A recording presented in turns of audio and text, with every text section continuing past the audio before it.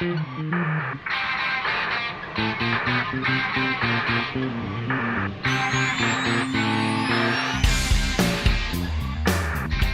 friends. Spencer Love here with another interview coming your way from my apartment into your ears. And my guest this week is someone I am so excited to have on.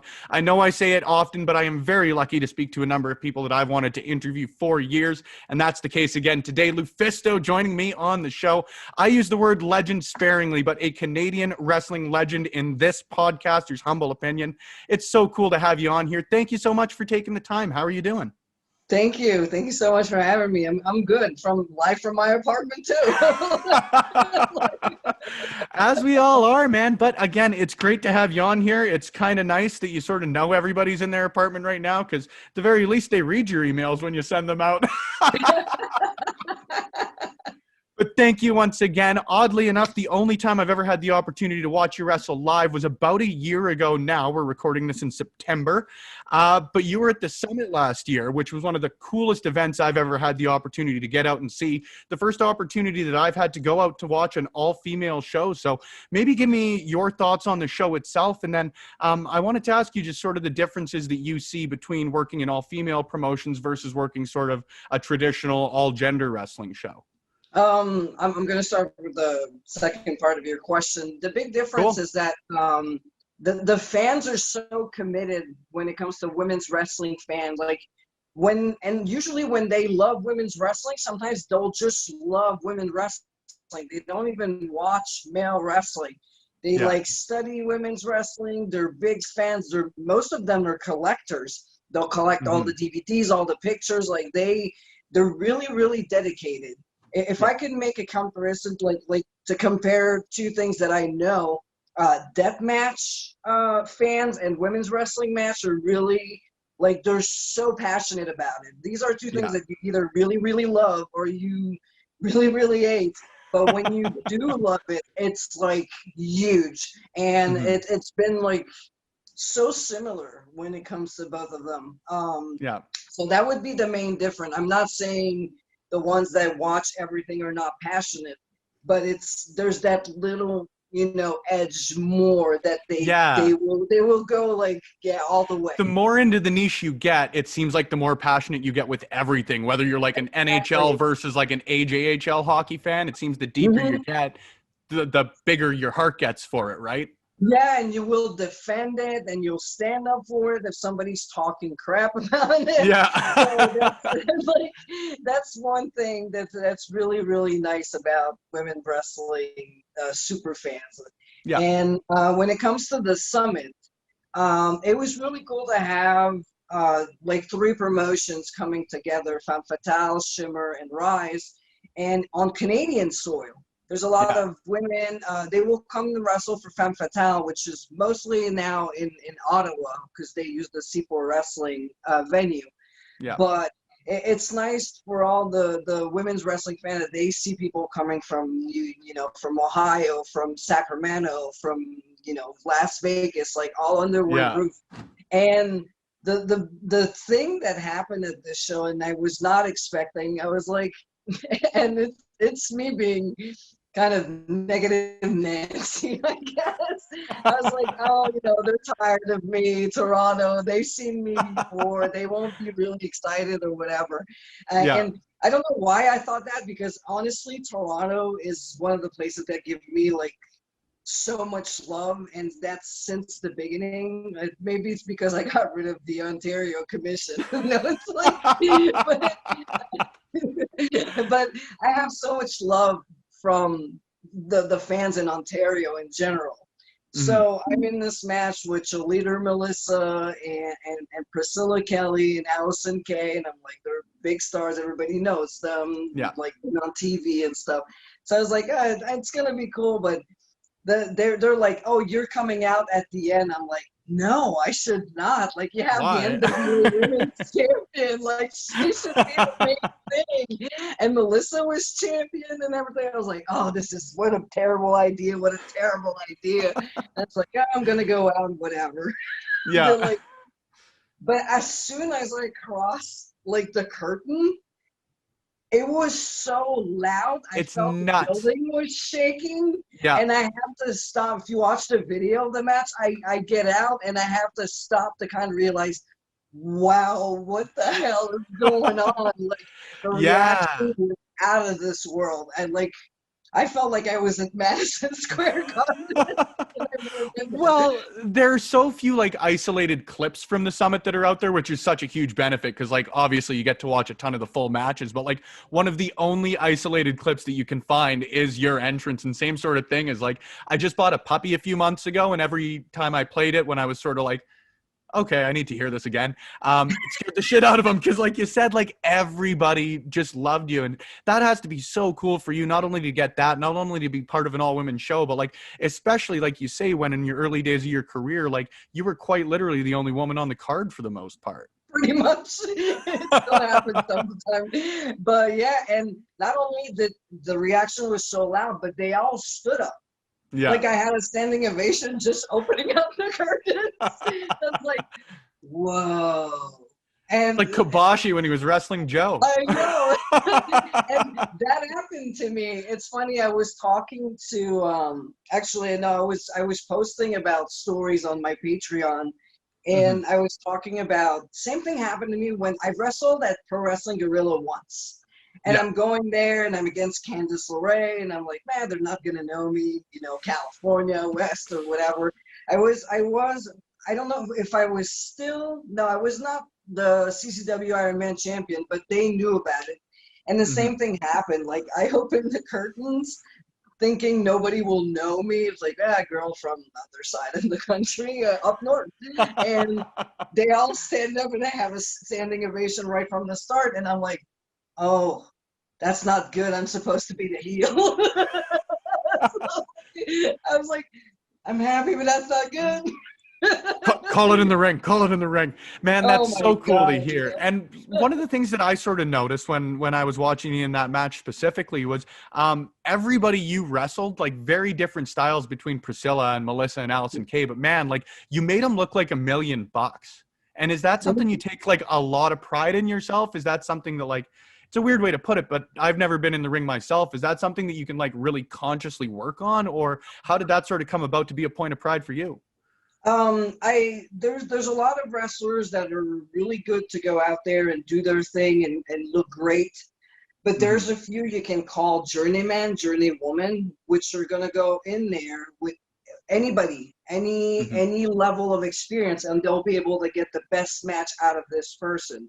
And it's really something I've always took great pride in doing when whoever's standing in front of me, whether it's somebody who's been wrestling for 2 years, it's their second match, or somebody with years and years of experience, I always want to make sure they do look like $1,000,000, because if they look good and I look good, then the match itself is, one, is more interesting.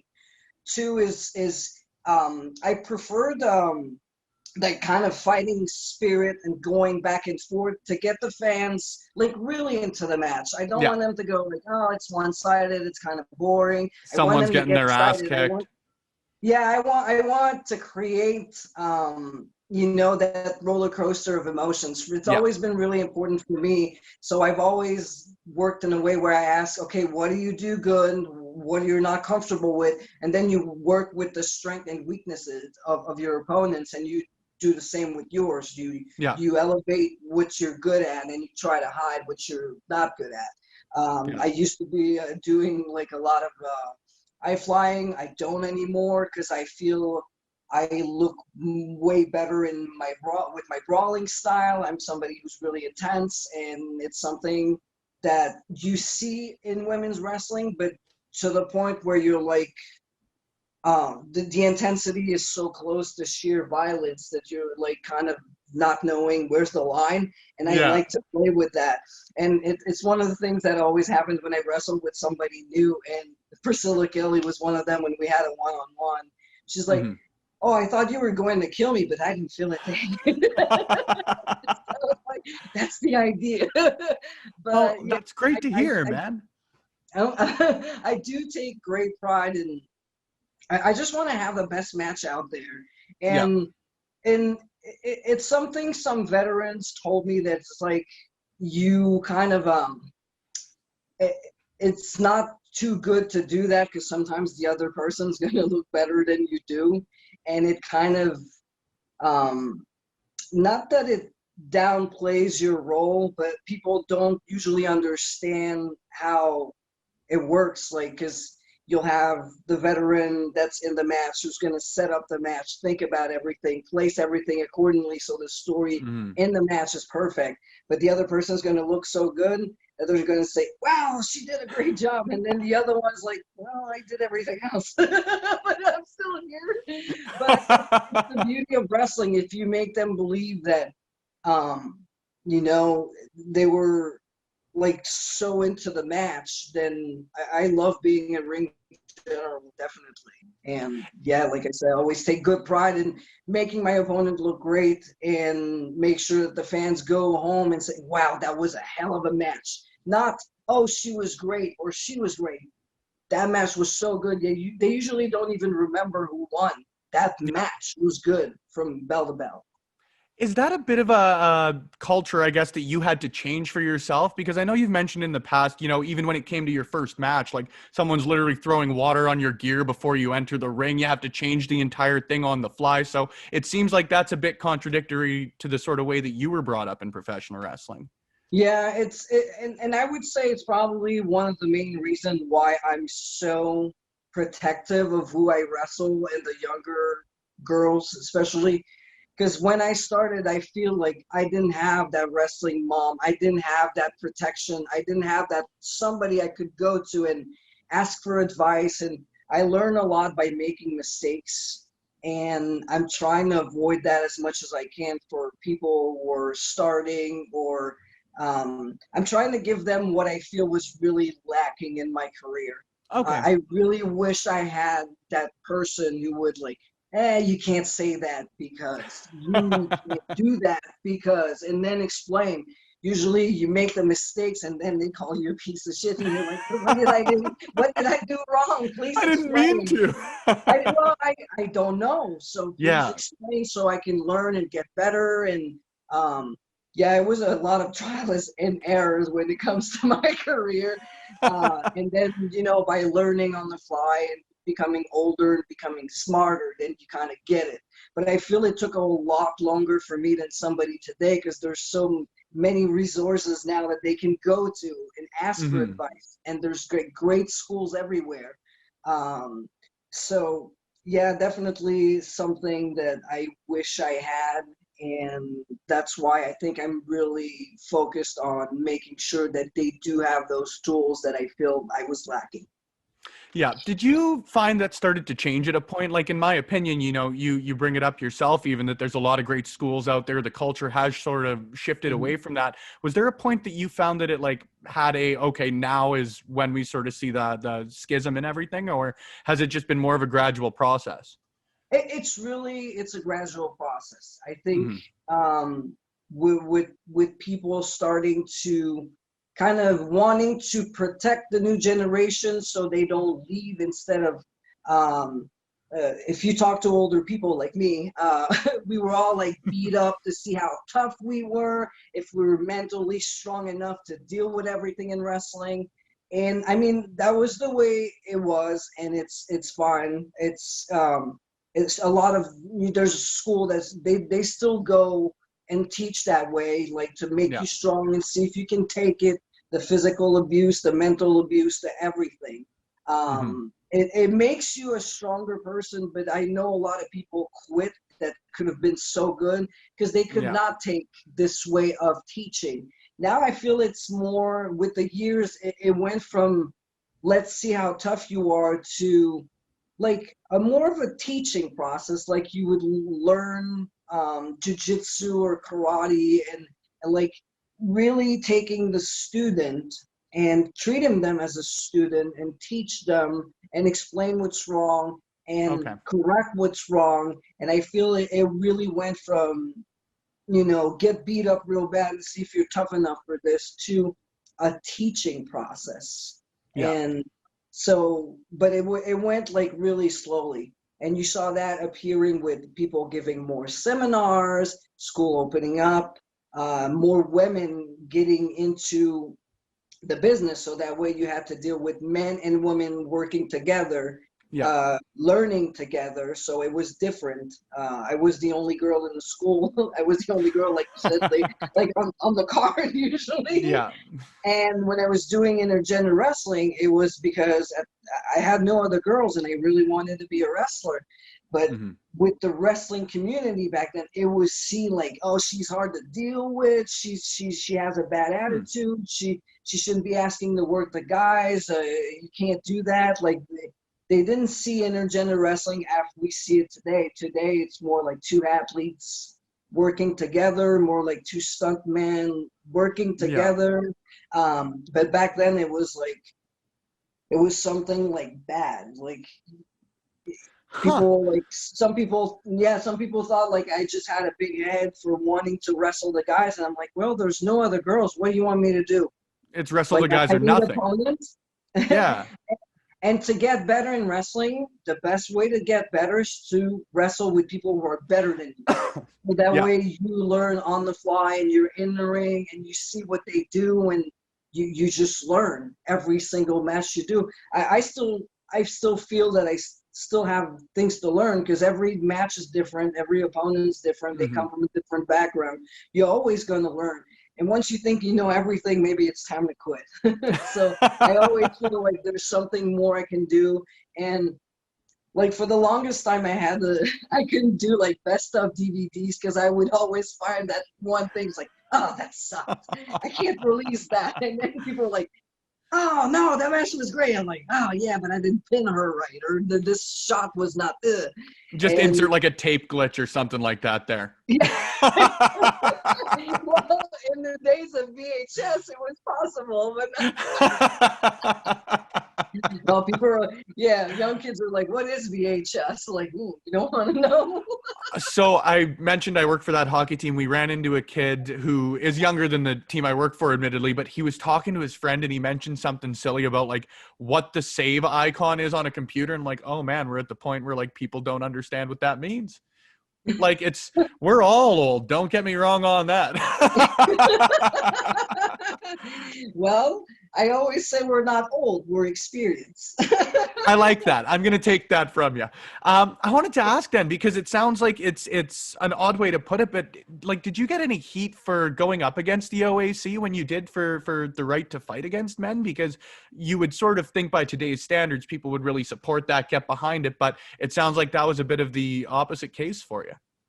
I think if I were to be doing that today, people would see it as maybe a good thing. But I feel back then, like I was told often that, oh, you have balls because nobody else had, the balls to actually take them because they were charging money for licenses and they were not providing a doctor and it was not giving the promotion of wrestlers anything really useful. And it's not like when I was living in Pennsylvania, there was a commission, but there was a doctor on the premises if something would happen and they would make sure you get to the hospital. And there was like, the commission was actually useful. It was a way to protect the wrestlers and you have to pay for the doctor and the license for the show, but wrestlers themselves in Pennsylvania don't need like a paper that it was $75 a year in Ontario. But let's say you would get your paper in October, it was good till January. And then you have to pay again for the whole year. So I feel a lot of people, like a lot of guys were happy that I did the work. But I think in a way it gave me the reputation that I was like, oh, she's going to create a problem. When my goal was to actually help the wrestling community as a whole, because women wrestlers could wrestle the guys in training, but could not in a show. But in Toronto, they're filming movies like Catwoman where a stunt woman is fighting with a stunt man. I'm like, okay, that doesn't work. Like, sounds kind of bass backwards. It's like, I'm trained to do this. It's not domestic violence. I want to be here, too many people, and it still happens once in a while today, they will say, oh, intergender wrestling promotes domestic violence. No, somebody who's a victim of domestic violence doesn't want to be, doesn't choose to be. It's something that should not be happening. But if somebody trains and gets in the gym and gets in the ring and you want to fight the best opponents you have, if the best opponent is a man, it is your choice to go against and go toe to toe. You're trained to do that. It's a personal choice, and as a woman, you should be able to choose. And that was the main thing. I could not wrestle who I wanted because of my gender. I lost tons of bookings because there was no women back then.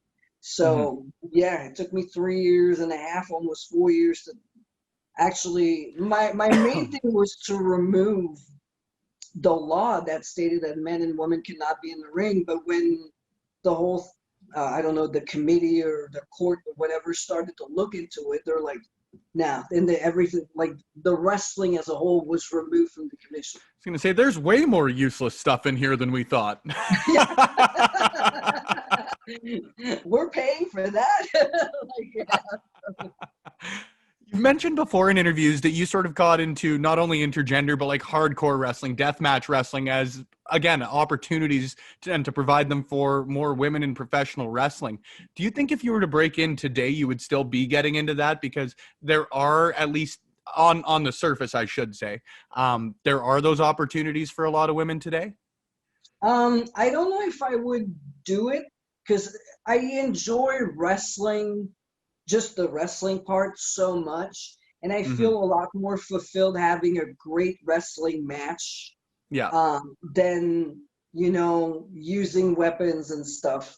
But I mean, I would probably do it once in a while because to push my own limits, to prove that I can do it, to provide something else, or I mean, hardcore matches or stipulation matches they're a great thing when they're part of a feud. It's great that you build that feud, and then the last match, there's that big blow-up match where you're using weapons, or a cage match, or however it was built. It tells a nice story, and that's like the pinnacle of everything. I still love to do that, and I still do like brawling and, you know, kind of a no rules match. I'll use the tables, the chairs, the guardrails, or destroying walls too. I do that. But I won't do hardcore. Like, oh yeah, that's not. But like back then, it was like everybody was telling me, "You're a girl, you don't need to do this, and it will give you all the scars." And it was like people were like talking to me like it was like, ugh. And it made me mad because I was like, again, it's the same thing that happened with the commission. You're telling me not to do something because I'm a woman. And it just frustrated me. I'm like, I was born a woman. It is what it is. Yeah. But there's no way in hell you're going to tell me I can't do something because I wasn't born without I don't know. Can we say this word? We've got the explicit rating on iTunes. We're good to go. But yeah, it was really frustrating. Now, as today, if because there's some girls still doing hardcore. Hallie Cat comes to mind, but now it's her choice, and people think it's cool that she's involved. And back then it was not cool. It became cool when they like start seeing. I was like, oh, she can do it. This girl can do it. Or I'm thinking Mickey Knuckles, she can do it. But today, at least, it's like if a girl says, hey, I feel like doing a death match, then go. And that's the great thing. You can choose who you're going to wrestle, where you're going to wrestle, and what type of match. Yeah. I'm going to make you toot your own horn here, so I apologize for that. But how cool is it for you that like you have made such a tangible impact on the business with stuff like that? Because again, and I say it all as a surface fan, I'm not anybody on the inside by any means, but it does seem like the opportunities that have come about, a large part of that is due to what you've done in the past. I don't know exactly how to, like I've worked really hard for women, and I still do when I see something that's that's bad for women wrestling, I'm going to stand up. I'm still the one who's going to say, hey, like it happened with CZW. And it's like, hey, guys, like we didn't sign up for this. So I've waited, but after 2 months of just, they kept going and using like names that we did not agree on and stuff. I was like, despite all my love for CZW and everything, I was like, it's like it felt wrong for me not to say anything because there were some girls who didn't know about it. It's like, hey, did you know that's what they do? Because if you go back and you work there, that might happen to you. So I just, it's again, it might. People might think that's like, oh, she's hard to deal with or she creates problem. No, she's looking for solutions so women wrestlers can have a great future and can have a good, a career free of drama. I mean, wrestling, there's drama as it is. It's entertainment. Sports in general. It is life has drama. Yeah. But I mean, if I can help avoid some of the stuff that you don't have to deal with, then I'm gonna stand up and fight for it. It comes from a good place, and when I do it, like it's always like when I did the CZW video, I think like it took me like 10 or 20 takes because I was like, and then I was like, I have to do this. I have to do this, but I will always do what I think is right for the collectivity and everyone involved. With CZW specifically, like, has it soured you on the promotion as a whole just because of that? Because you have done some pretty great stuff as far as they go, right? The way I see it is I separate in two. There's John Zandig's CZW and there's the DJ Hyde CZW, which I didn't wrestle. Like, I think I wrestled twice or 3 times for DJ. And with Zandig, that's where everything happened for me, where I was in the best of the best, the Cage of Death. Had great matches with Sami Callihan and B-Boy and feud with Nick Gage. And so I try really to separate both because where I was born and when I always give credit is to John Zandig and that CZW with his partner Maven and, all the guys that were there. And I've always, the thing that's like really disappointing is I've always had like a great relationship with DJ Hyde. And I even considered him as a friend, but for him to make that decision without checking on, or something where you're like, what's more disappointing is that when WSU started, we were told this is going to be the Shimmer of the East Coast and we're going to treat it like professional wrestling. And Blake Thomas, who was the booker then, he worked so hard. He wanted this to be like serious. The women look good and have great fight and have the best matches you could have together. Yeah. And then for them to do that, it's like destroying everything you told us you promised us. Yeah. So it was like, so that's where I'm like, but no, I have my CZW Hall of Fame plaque on my wall. I always give credit to CZW for everything they gave me, but I really try to separate. There's the DJ era. And there's the John Zandig era. John Zandig made me, and I'm forever grateful, and I love him forever for that. And I mean, DJ, I'm sure one day we'll be able to sit down and talk about it. But when I try to talk to whoever online that was answering me, I don't even know if it's him or someone else, and they came up with all kinds of excuse and stuff, and it's like, you guys saw me from the very beginning struggling and the few of the guys laughing at me because I was the girl trying to be as tough as you guys. And you saw the evolution and you end up doing this. It's like you're aware of how hard it's been. So in the worst possible way, it came full circle. Yeah. So it's like, I hope one day we can sit down and kind of figure it out and I can actually explain to him, how I feel, and he can tell me how he feels too. Yeah. But yeah, it's a really shitty situation. Absolutely, and that's why we're going to move past it, and we can't end an interview on a shitty situation. What did you think of Drag Race Canada? I didn't watch it. What? I couldn't find it. No, I don't have cable. Okay. So Fair enough. I always try to find stuff online, and this was like, oh my god, I can't watch it. And I know the queen from Montreal like went like almost the end. I'm like, and I couldn't find it. It's like, but yeah, when we're off this, I'll give you my. I was just gonna say, when we're off this, I'll send you my Crave password for the next couple of days. It is so good. Okay, I love drag queens so Okay, well, much. I was gonna say, then we have to pivot. Who's your favorite drag queen? Oh, that's tough. I love Bianca Del Rio. Good call. Great call.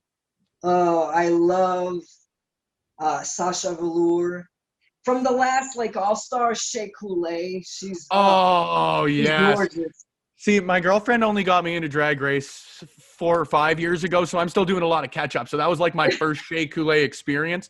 Loved it, man. I've got to give my vote to Evie Oddly. Killer. Yeah. Killer, man.